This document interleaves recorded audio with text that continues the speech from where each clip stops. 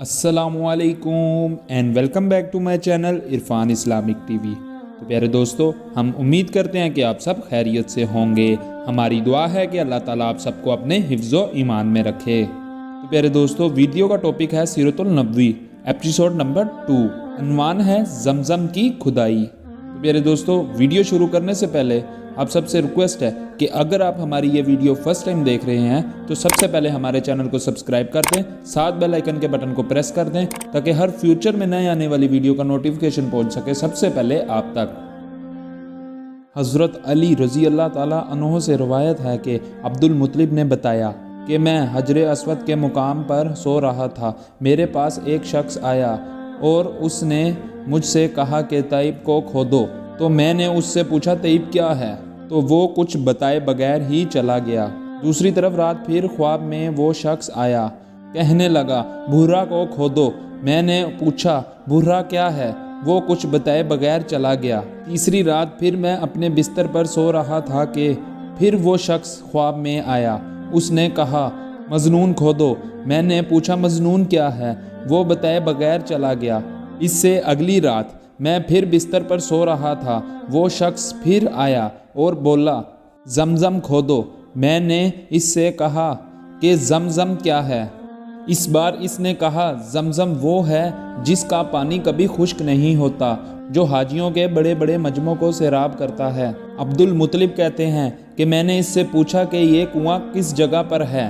इसने बताया जहाँ गंदगी और खून पड़ा है और कौवा ठूंगे मार रहा है। दूसरे दिन अब्दुल मुत्तलिब अपने बेटे हारिस के साथ वहाँ गए। इस वक्त इनके यहाँ यही एक लड़का था। इन्होंने देखा कि वहाँ गंदगी और खून पड़ा था और एक कौवा ठूंगे मार रहा था और इस जगह के दोनों तरफ बुत मौजूद थे और ये गंदगी और खून दरअसल इन बुतों पर कुर्बान की जाने वाले जानवरों का था। पूरी निशानियां मिल गई तो अब्दुल मुत्तलिब खुदाला ले आए और खुदाई के लिए तैयार हो गए। लेकिन उस वक्त कुरैश वहां आ पहुंचे। उन्होंने कहा कि अल्लाह की कसम हम तुम्हें यहाँ खुदाई नहीं करने देंगे कि तुम हमारे इन दोनों बुतों के दरमियान कुआं खोदना चाहते हो कि जहाँ हम इनके लिए कुर्बानियाँ करते हैं।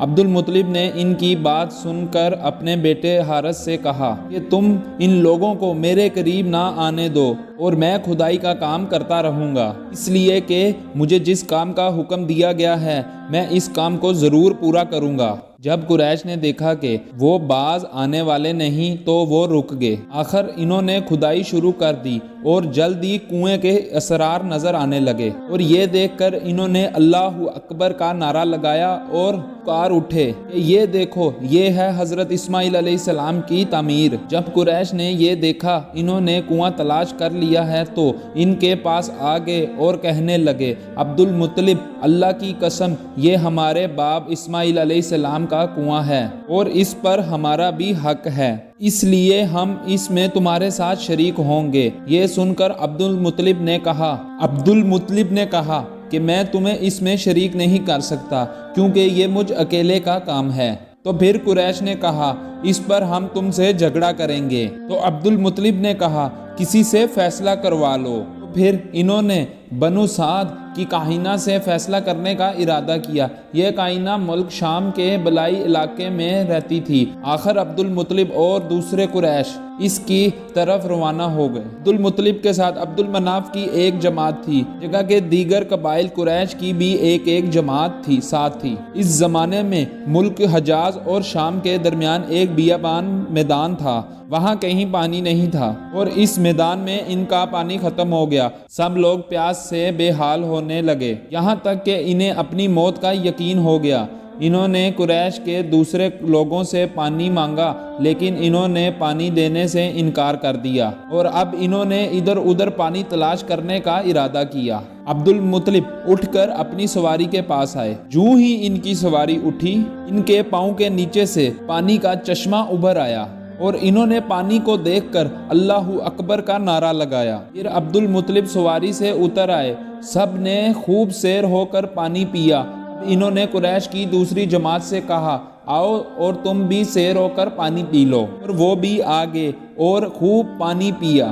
पानी पीने के बाद वो बोले अल्लाह की कसम ए अब्दुल मुत्तलिब ये तुम्हारा हक है कि फैसला हो गया है کہ اب ہم زمزم کے بارے میں تم سے کبھی جھگڑا نہیں کریں گے۔ جس ذات نے تمہیں اس بیابان میں سیراب کر دیا وہ ذات تمہیں زمزم سے بھی سیراب کرے گی، اور اس لیے یہاں سے ہی واپس چلو۔ اس طرح قریش نے جان لیا کہ اللہ تعالیٰ عبد المطلب پر مہربان ہیں، لہٰذا ان سے جھگڑا بے سود ہے اور کائنہ کے پاس جانے کا کوئی فائدہ نہیں، تو چنانچہ سب لوگ واپس لوٹو۔ واپس آ کر عبد المطلب نے پھر کنویں کی کھدائی شروع کر دی۔ ابھی تھوڑی سی ہی کھدائی شروع کی تھی کہ مال و دولت، تلواریں وغیرہ نکل آئیں۔ اس میں سونا اور چاندی وغیرہ بھی تھا۔ یہ مال و دولت دیکھ کر قریش کے لوگوں کو لالچ نے آ گھیرا۔ انہوں نے عبد المطلب سے کہا، عبد المطلب اس میں ہمارا بھی حصہ ہے۔ ان کی بات سن کر عبد المطلب نے کہا، نہیں، اس میں تمہارا کوئی حصہ نہیں، کہ تمہیں انصاف کا طریقہ اختیار کرنا چاہیے۔ تو پھر انہوں نے کرہ ڈالنے کا فیصلہ کیا۔ 2 تیر کعبے کے نام سے رکھے گئے، 2 عبد المطلب کے اور 2 قریش کے، باقی لوگوں کے نام۔ پھنسے پھینکے گئے تو مال و دولت کعبے کے نام نکل آیا، تلوار اور زہرم عبد المطلب کے نام، جو قریش کے نام کے تیر تھے وہ کسی چیز پر نہ لگے۔ اس طرح فیصلہ ہو گیا۔ عبد المطلب نے کعبے کے دروازے کو سونے سے سجا دیا۔ زم کی کھدائی سے پہلے عبد المطلب نے دعا مانگی تھی کہ اے اللہ، اس کی کھدائی میں مجھ پر آسانی کر دی اور میں اپنا ایک بیٹا تیرے راستے میں ذبح کروں گا۔ اب جب کہ کنواں نکل آیا تو انہوں نے خواب میں حکم دیا گیا، اپنی منت پوری کرو، یعنی ایک بیٹا کو ذبح کرو۔ تو پیارے دوستو، اسی کے ساتھ یہ ویڈیو ہم یہیں پہ ختم کرتے ہیں۔ نئی ویڈیو کے ساتھ ملیں گے، تب تک کے لیے اللہ حافظ۔